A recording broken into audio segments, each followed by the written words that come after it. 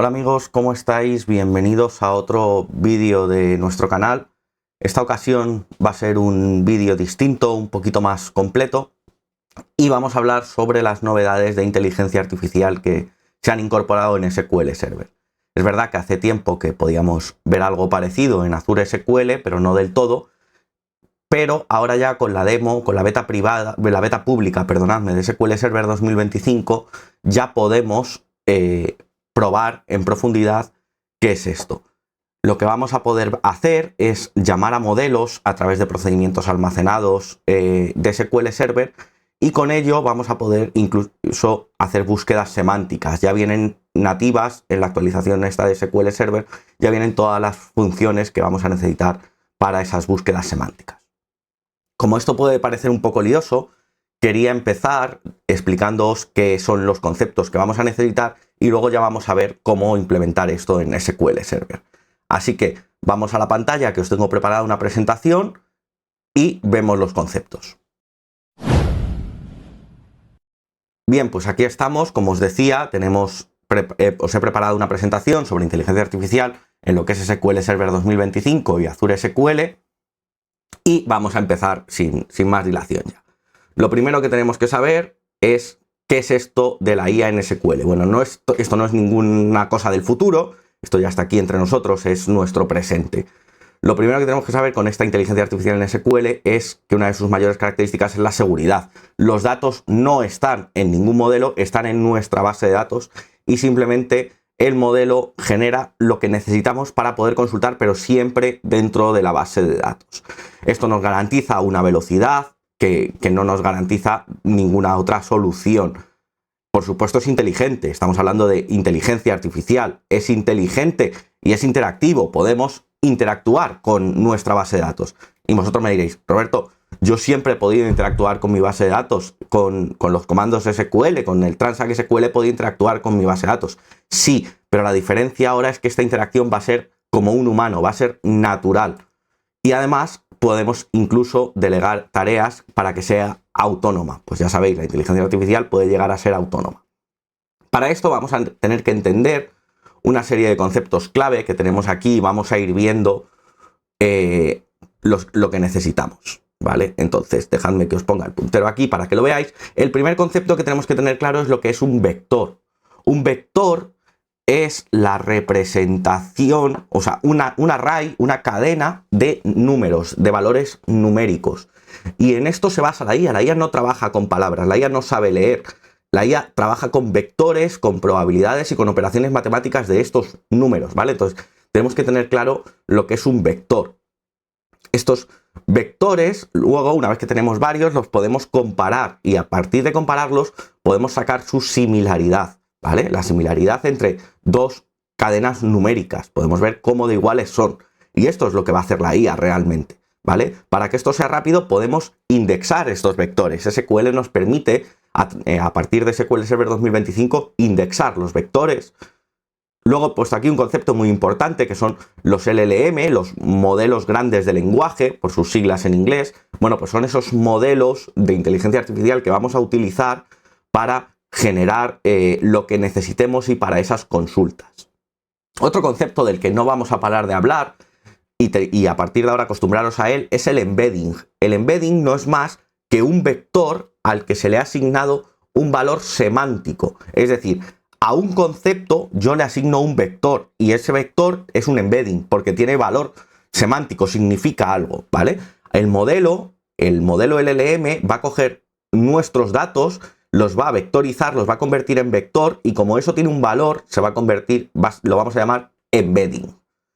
Vale, luego tenemos aquí algún concepto más que vamos a usar, como son los agentes, que están muy de moda, que son esos modelos de IA con una función específica que pueden hablar entre ellos. Y bueno, Microsoft ha anunciado muchas novedades sobre agentes de IA, pero escapa a lo que es este vídeo, ¿vale?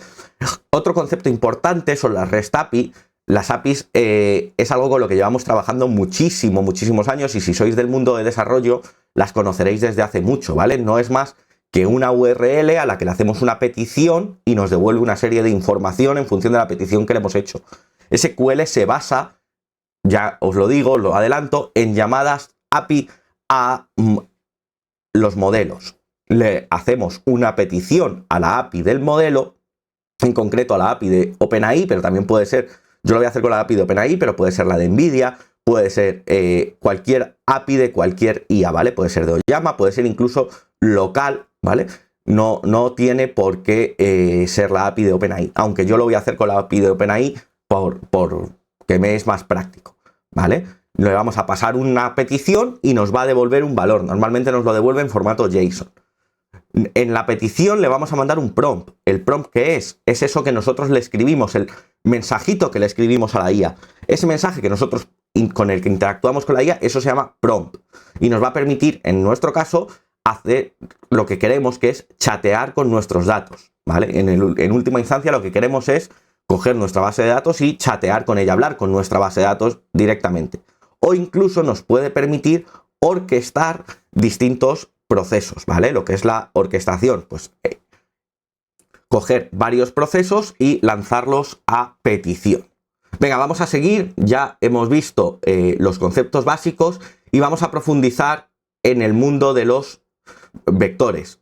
¿Cómo va a funcionar esto? Bueno, pues ¿cómo funciona hasta ahora? Un cliente llega a una tienda, por ejemplo, y pregunta: ¿tienes algo dulce para merendar cuando salga del colegio? Imaginad que este niño es nuestro cliente.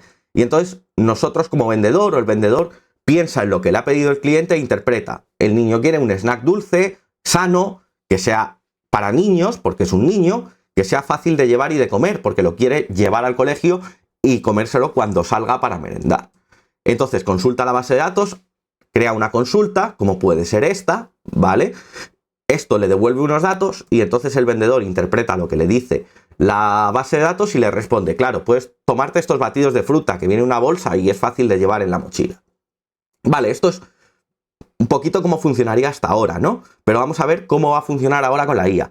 Nuestro cliente va a venir, va a preguntar exactamente lo mismo y lo que va a pasar es que la propia base de datos va a generar el embedding de la petición del cliente, es decir, va a generar un vector que signifique lo mismo que la petición del cliente, en este caso del niño, va a buscar en la base de datos comparando el vector que acaba de calcular con la petición del niño con los vectores de la descripción de sus productos en este caso. Y se va a quedar con el más cercano y le va a decir: claro, te encantarán estos batidos de fruta, vienen en una bolsa fácil de llevar, ¿vale?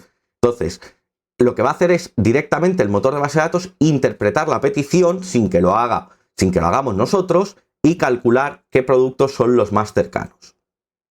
¿Pero qué es un vector? Vamos a ver qué es un vector. Mira, aquí tenemos dos objetos, dos cosas, como puede ser un barco y un avión. Este barco y este avión tienen características. Por ejemplo, si miramos las del barco, pues entre sus características vemos que es un vehículo, que flota, que no tiene alas, que mide unos 80 metros, no es un ser vivo, no vuela, tiene un motor a gasolina, lleva personas, es de la categoría barcos, tiene motor, no tiene pies y no habla. Entre las características del avión nos vamos a encontrar que es un vehículo también, no flota, tiene alas, mide unos 50 metros, no es un ser vivo, vuela, su combustible es la gasolina, también lleva personas, pertenece a la categoría aviones, tiene motor, no tiene pies y no habla. Pues unas características de esto. Si miramos, por ejemplo, pues otras cosas, por ejemplo, pues tenemos aquí una mujer y un hombre. Si vemos las características de la mujer, vemos que es un humano, que no flota, no tiene alas, tiene 2 manos, es un ser vivo, no vuela, obtiene la energía a base de comida, habla, es de tipo mamífero, camina, tiene 2 pies y viste ropa verde. Si miramos la de este hombre de aquí, vemos que es un humano, no flota, no tiene alas, tiene 2 manos, no es un ser vivo, vuela, su energía la obtiene a base de comida, habla, pertenece a la categoría mamífero, que aquí he puesto aviones pues porque este se identificará como un avión, ¿quién somos nosotros para decir lo contrario? Camina, tiene 2 pies y viste ropa amarilla. Bueno, pues si esto nos lo llevamos a números, podemos calcular de esta manera lo que sería, pues por ejemplo, un vector muy sencillo. Este es en valores booleanos, ceros o unos, pero bueno, aquí tendríamos las características, como veis, de el barco, el avión, la mujer y el hombre como un conjunto de números. En realidad esto es bastante más complejo, ¿vale? Pero bueno, podríamos ver aquí, pues por ejemplo, la similitud y las diferencias entre lo que es el barco y el avión, que veis que son muy similares, pero sin embargo el avión y la mujer son muy distintos, pero la mujer y el hombre sí que son similares. Y si vemos las gráficas de dónde van cambiando de 0 a 1, en muchos puntos se superponen el barco con el avión y la mujer con el hombre porque son muy, muy similares. Vale, pero entonces hemos dicho que los vectores son una serie de valores ordenados, creados por un humano para entrenar un modelo. Vale, y esos vectores que se convierten en información sobre un concepto, que tienen valor semántico, los llamamos embeddings. Por ejemplo, aquí tenéis un embedding ya un poco más completo, aunque es un extracto, porque normalmente tiene muchos más valores, de lo que sería un perro. Pues el perro sería el embedding 09, 03, 02 y seguiría las cosas. La foto del perro para el modelo sería exactamente lo mismo, porque realmente cuando nosotros le enseñamos un perro le estamos enseñando una foto. Entonces es muy, muy parecido. Igual más adelante podemos ver diferencias, incluso si la foto del perro se ve una foto de un perro, pues habrá mayores diferencias. Y si vemos, por ejemplo, el embedding del cachorro que tengo aquí, pues veis que hay una sutil diferencia y se separa un poquito del concepto de perro, pero es muy, muy similar. Vamos a ver, por ejemplo, un vector sencillo que tenemos aquí, pues por ejemplo, de dos valores, ¿vale? Tenemos el perro, que sería el valor 5010, y el gato, que sería 4812. ¿Cómo buscamos la similitud? Porque así a simple vista vemos que son números muy similares, pero ¿cómo realmente se calcula cómo de similares o cómo de distantes son entre ellos? Bueno, pues lo que tenemos que hacer es ponerlos aquí en la línea. Este, que es de 2, es muy sencillo, ¿vale? Vamos a poner el perro en su punto, en el 1050, vamos a poner el gato en el 4812, y lo que vamos a hacer va a ser, una vez que los tenemos posicionados en el espacio, vamos a calcular el ángulo que tiene el vector que va desde el punto 00 hasta el punto de nuestro embedding, ¿vale? Como veis, nosotros tenemos un valor de 13,3 para el punto amarillo, que es el perro, y un valor de 14,04 grados para el gato. Si calculamos la resta entre estos dos ángulos, tenemos una resta de 0,74 grados. ¿Qué significa esto? ¿Cómo calculamos la similitud? Bueno, pues aquí vienen, como veis, estamos ya aplicando álgebra, la IA no es más que álgebra, y aquí vamos a empezar a hacer unas operaciones matemáticas un poco más complejas, que no os preocupéis, porque no las vais a hacer vosotros, ni las voy a hacer yo, ni vosotros, ni nadie las va a hacer la máquina, ¿vale? Y son los cosenos. Si nos fijamos, tenemos el perro que tiene un ángulo de 13,3 grados, el gato 14,04, la diferencia es de 0,74 grados, la similaridad es el coseno de esta diferencia de 0,74 grados. En concreto es 0,9999. Entonces, la distancia entre ellos es de 0,001. La similaridad, cuanto más cercano a 1, más similares van a ser, y cuanto más cercano a 0, más distantes, y la distancia al final es la resta de 1 menos la similaridad, con lo cual cuanto más cercano a 0 es que es más cercano, y cuanto más cercano a 1 es que están más separados, son más diferentes. Bien, vamos a probar otro ejemplo, la manzana y el plátano. Aquí vamos a ir un poco más rápido. Aquí tenemos la manzana con un ángulo de 76,06, o sea, 76,6, perdonadme. Tenemos el plátano con un ángulo de 75,96, con lo cual la resta sigue siendo 0,74 igual que antes, y tenemos que la similaridad es de 0,9999 y la distancia 0,001.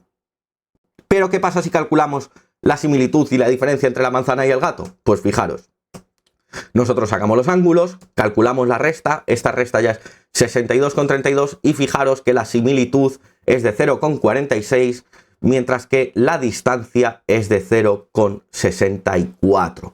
Aquí estáis viendo cómo ya vemos más diferencia entre una manzana y un gato que entre un gato y un perro. Pero como os decía, el problema es que no trabajamos con vectores de dos valores que podamos pintar en una gráfica, trabajamos con vectores de muchos más valores. En concreto, el estándar del mercado ahora mismo es 1536 valores numéricos dentro de la cadena de números, dentro del array de números que es el vector.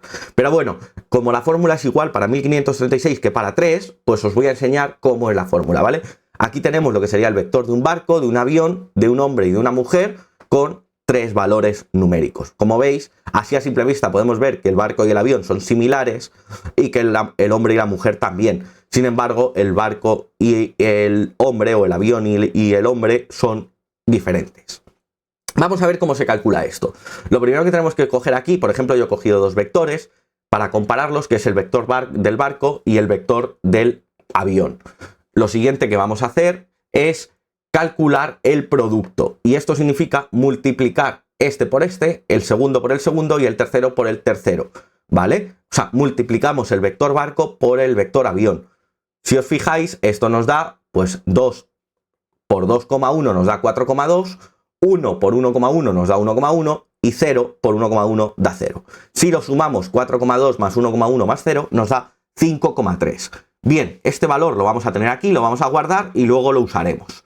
Ahora, ¿qué vamos a hacer? Calcular las magnitudes de los vectores. Para eso, para calcular la magnitud del vector, calculamos la raíz cuadrada del producto del cuadrado de la suma de los valores dentro del vector.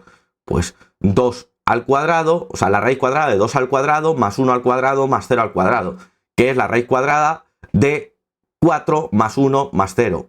Es la raíz cuadrada de 5, que es 2,36.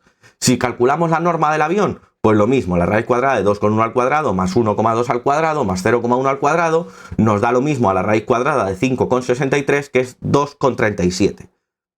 Bien, una vez que tenemos estos valores, vamos a calcular la similitud de coseno.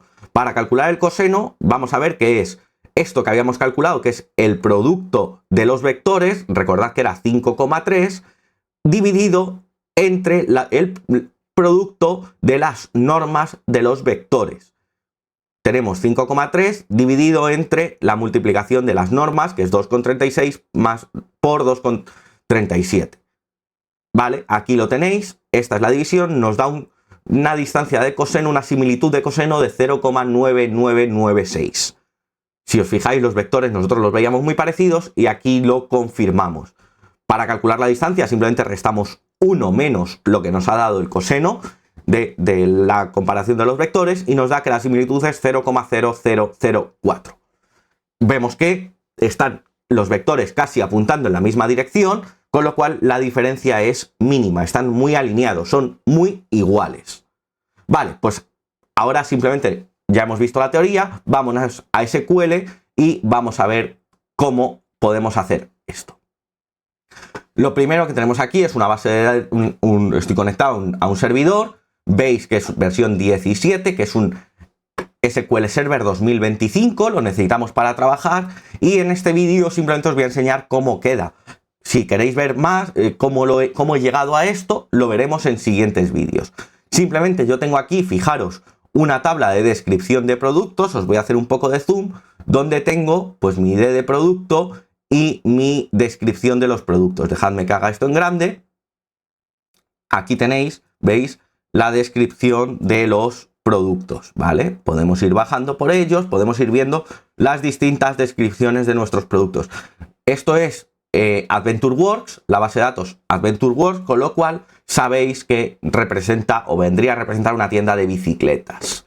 Así que bueno, pues aquí tenemos nuestros productos que son bicicletas con su descripción. ¿Yo qué he hecho? Bueno, pues yo le he dado estas descripciones a un modelo de generación de embeddings y he calculado en otra tabla distinta. Esto es importante para el rendimiento porque al final son valores muy largos, entonces es preferible tenerlo en otra tabla distinta. He calculado lo que es el embedding de cada una de las descripciones, ¿vale? Entonces, por cada product ID tengo aquí su embedding. Como veis, tenemos aquí un número, coma, otro número, coma, otro número, por cada uno de ellos. 1536 números por cada uno de ellos. ¿Esto qué nos permite? Bien, pues si abrimos una nueva consulta, podemos crear aquí, dejadme que lo tengo aquí apuntado, un procedimiento almacenado que tengo yo aquí que se llama buscar productos relevantes, que lo único que hace es recibe un prompt que es muéstrame los mejores productos para montar en bici por la tierra, ¿vale? Para ir por la arena. Vale, ¿qué va a hacer? Bien, va a llamar al modelo de generación de vectores de embeddings. Importante, va a llamar al mismo modelo que ha generado los embeddings de mi producto, porque si es otro puede que no sea el resultado correcto. Va a generar el embedding de esto, o sea, va a generar un vector que signifique lo mismo que esta frase y luego simplemente lo va a comparar con los vectores que yo tengo almacenados en la base de datos para buscar los más similares. Fijaros, aquí esto, fijaros lo poquito que ha tardado, miradlo, ha tardado 15 milisegundos, lo veis ahí, 15 milisegundos, y en 15 milisegundos ha sido capaz de devolverme los productos recomendados para mi búsqueda. Ahí lo veis. Tenemos aquí nuestra búsqueda y aquí las descripciones que casan con nuestro prompt. Pero las descripciones están en inglés y yo le he hecho una búsqueda en inglés. ¿Qué pasa si yo le hago una búsqueda en español? Bueno, pues mirad, tengo por aquí una preparada también para que veáis que no pasa nada, porque como hemos dicho que los embeddings asignan un significado, o sea, asignan un vector semántico, con significado semántico, no sintáctico, da igual cómo esté escrito, que lo que importa es lo que quiere decir. Incluso es tolerable a sinónimos y formas de hablar distintas, pero que quieran decir lo mismo, ¿vale? Yo le digo, quiero una bicicleta para hacer descenso de montaña. Como le he dicho que es para descenso, me va a dar otros productos, pero aún así, fijaros que me va a dar estos productos que vemos aquí. Fijaros, mi bicicleta para hacer descenso de montaña. Aquí tengo mis productos con su descripción. Y fijaros que tengo aquí unos cuantos que la descripción está en francés.